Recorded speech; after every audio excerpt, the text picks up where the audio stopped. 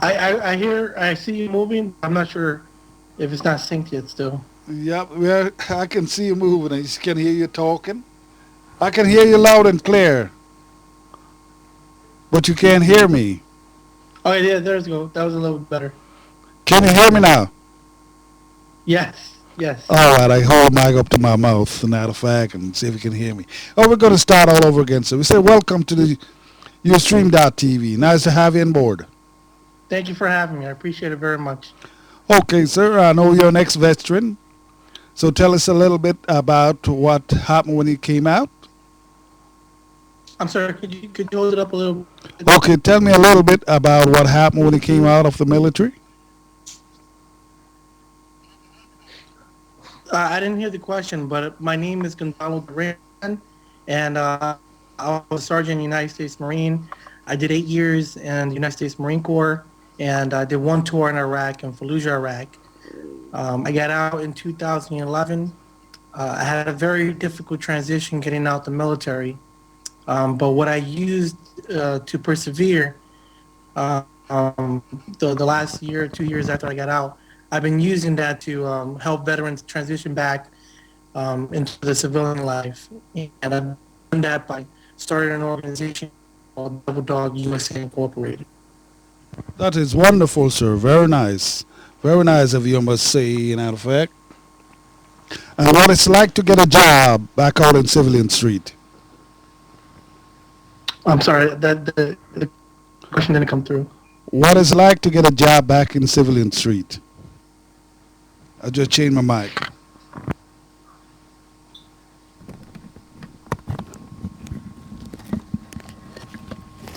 Use the mic. Yes, sir. Can you hear me? Yes, Any better? that's better. Okay. What it's like to get a job back in civilian street? You don't? Did you hear that? It didn't come through. My God, this is Well, awful. I can go over the three things that we focus on if that's okay. Yes, that's cool. So the three things that we focus on, the first one is recreation. So over here in the Bronx, New York, there's a lot of opportunities and resources for veterans. The problem is getting to them. So one of the things that we focus on is golf, scuba diving, local activities that veterans can get back into. And what I try to do is I try to connect with local businesses and being able to uh, give veterans the opportunity to get into these local areas and then incorporate them into daily life. So anything like I mentioned, the first two was golfing and scuba diving. So we take veterans out and we just give them the opportunity to enjoy themselves. You know, it's more like a recovery, like a way to say thank you back Thank to you. for serving your community. That is The other wonderful. thing is local resources. And when it comes to resources, we have really an endless amount. One of the people that we met recently was Teresa Kemp, which put us to connections with each other. And so recently we had $1,000 scholarship for a student veteran to produce a song for us. And his name is Adrian Elise. And he won the scholarship by making this theme song for Devil Dog Incorporated. So that's one aspect of what we do. Other stuff is looking for employment opportunities, um, closing drives. To some veterans, they come back home and they may not have everything situated. So something as a suit to get a new job interview would go a long way for us. And then the third part is the housing programs that we offer. And this is where we've gotten a lot of attention. One of the things for the housing opportunities is advocacy. And what we try to do is give veterans the information on what's coming back. So a lot of veterans are coming back and they're walking straight into homelessness. And you would ask, well, why? They just came back and they have all these benefits. Well, one of the benefits that we receive is for our education, and it's called the Post 9/11. We get the education aspect, like tuition for school paid for, but um, the stipend that comes for the basic allowance for housing is not taxable. So veterans are coming back home thinking they're going to have this money for rent, but realtors and brokers aren't taking it. So we can be stuck in a situation where we have money in our hands, but are still walking into homelessness. So that's one of the things that we've been trying to fix by looking for local realtors and brokers to work with us and bringing this into awareness. And I thank you for having me today so I can say this to a larger audience in somewhere like in the UK where, um, you guys are helping us in this fight against the war. And I don't know what the situation for veterans in the UK is, but if you guys are listening to me and you're understanding that that's going on in the US, it's hard to believe, but it's happening. It's the same thing back here, in out fact. I'm an ex-veteran myself, and but one time, in out of fact, well, I got housing from its association, which is called LASAP, and they house. You got to have an injury endeavor for you to get that. I don't know if it's the same thing back in the U.S. Well, I caught a little bit of that. I heard that you're a veteran, so it's honored to be with another veteran, and that you've worked with an organization that's helped, but that's as much as I got. Yeah, but thinking out of fact, the government should supply housing. That would help a great deal, especially those veterans who have injury and things like that. Yes. Well, a lot of veterans are coming back, and so when you receive an injury that's very severe, Here, like losing a leg or an arm, you're put into a separate category, and these individuals they do receive a lot of help, and they're well deserved help that they needed. But if you look at the larger aspect, not everybody comes back with a missing leg or a missing arm. So it's how do you sort that out? Like who deserves it first? I won't go into like the hierarchy of who deserves it, but mm, the thing is, there's a amount of number that are severely wounded, and then there's the veterans like myself that come back home that may not have physical wounds, but still need assistance. system because the mental strain that you guys go through, in out of fact, and come back into civilian street is completely different from back in the military. Yes, So therefore, in yes, out of fact, the government should put together and have an accommodation for all the veteran, whether you are injured or not.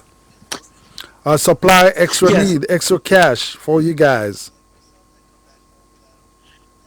Well, now some programs that are meant for, I mean, we live in the U.S. is a socialistic system. We're a democratic system, and they have a few socialistic or socialism programs that are out there. Unfortunately, a lot of the programs that are out there right now for veterans are either severely wounded or for veterans with like alcohol and mental health issues. Well, not all of us come back with those type of issues. Issues, yeah. So what does the average veteran does? I mean, if you don't have an alcoholic problem or mental problem, and you have this money, but you're still walking into homelessness, you can see there's still a This big gap there. So what exactly. we've done is I have a home that was passed on to me by my father. When I was in Iraq in 2008, he had a heart attack and he became bedridden. Mm, And in 2010, he passed away. Well, since late 2012, what I've been doing is trying to take that home and transfer it to student veteran housing. So I'm not just coming out here with uh, a problem. I'm bringing in a solution to the people as well. And for the last year, every month we've had organizations help us with reconstructing this house. We're cleaning it up first, mm-hmm. and for the last year we built up media attention, and we've built up reputation with other organizations. And now we're at a point where we have a construction company that's willing to help us to either rebuild or reconstruct the house, help us fundraise, and we have the political and the media backing. But now we have this one agency, which is called the Buildings Department, who's will be contacting very shortly, and they're the last step in this program. So this is going to be meant for student housing. And what's so important about it is that in my area, there's a lot of complexes that are built. So, in a quick synopsis, you can have a building that's 64 units, Yeah. and it costs $5 to $10 million to build. Hmm. Well, this is a house that can house anywhere between 20 and or 10 to 20 veterans, and it would cost maybe $350,000 to build. Hmm. Um, it's for student veterans transitioning back home. So it's not permanent housing, and it's all the resources that we have at Devil Dog. We will give it to those individuals first. So Hmm. now you have a $5 to $10 million complex that has 64 people, and then you have our program, which is 350,000, and it houses 10 to 20.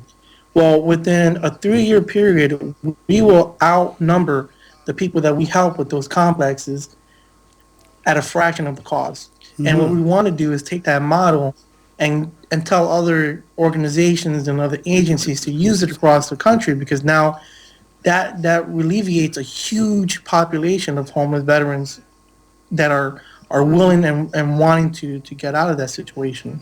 What you're doing there, sir, is a fantastic job. Say, may God bless you. Because if everyone got the idea that you have, you would have no homeless veteran. Well, I can see from your face that you think it's a positive and good It idea, is indeed.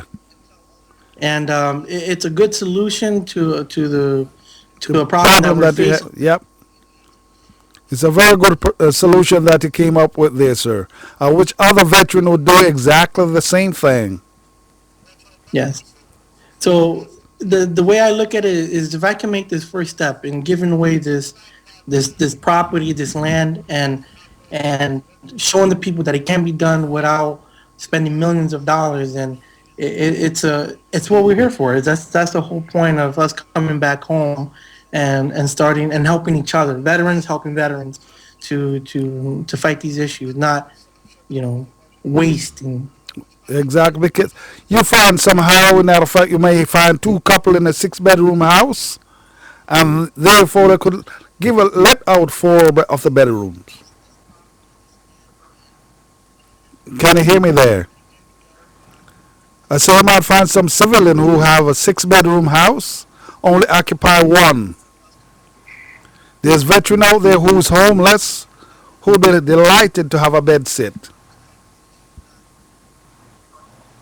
So what you're doing is a fantastic job, sir. May God bless you. And continue to do the same job that the job that you're doing there to help other veterans. I lift my hat to you, sir. Well, one of the things which I'm grateful for being on the show today, is that this is a problem where I think people assume that it's not an issue. I don't know what the veteran benefits for other countries are, like the UK or other colonies. Um, But the U.S., we have all these great opportunities, and yet the thing that we're forgetting is the veterans that come back home. It's a sad issue. Um, and then the holidays are coming up as well. So another thing that we're trying to bring awareness is to suicide. In the U.S., we have it's an estimated 22 veterans that commit suicide a day. That's about 8,000, over 8,000 a year. Oh, that's bad. That is sad. Um, They have no accommodation for these soldiers coming it out is here. a lot. Um, It's bad over here as well, sir. and it's suggested that those numbers are underrated. Hmm. That is sad. The government should Um, do more. yes.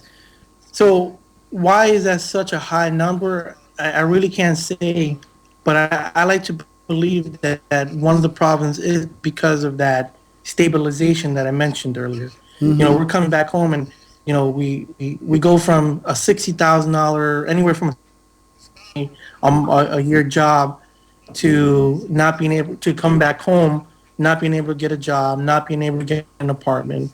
That stabilization is lost. So I believe it adds to those numbers. That is very stressful. Very, very stressful indeed.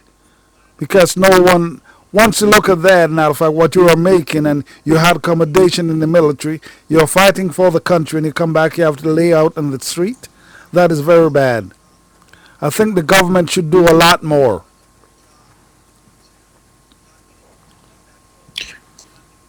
So, recently with the president adding his remarks to ISIS, honestly, I thought that the war was going to slow down and we would be pulling away from it. But, unfortunately, that's not the case at the moment. And, I back the president in his objectives, excuse me. Um, but now that the war will continue, that means more people are coming back home, and that's what we need to, uh, remember. These are the progress notes that we have to make. This is what we need to do to start helping us out. My God, what you're doing, man, that, it touched my heart. How can anyone, matter of fact, who want to help the veteran, how could they contact you to do have a donation to help you with your accommodation there? I'm sorry, I didn't hear that last question. How can anyone who want to help the veteran, if they want to make a donation, how can they contact you? It's not coming out. Not coming out. If someone want to make a donation to the Veteran Society or to you in that effect, how can they contact you?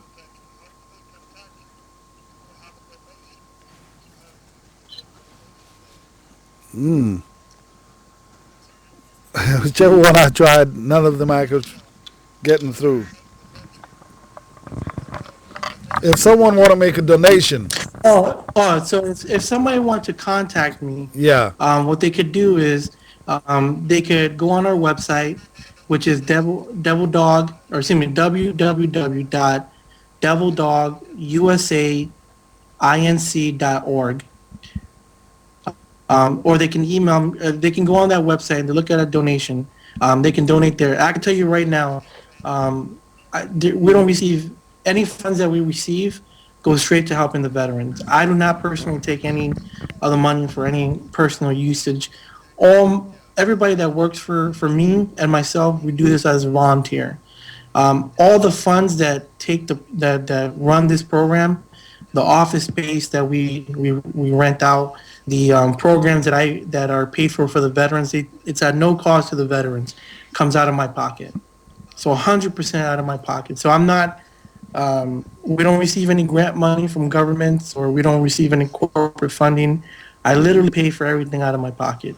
So no, I think the government should step in and help you out. Be honest with you.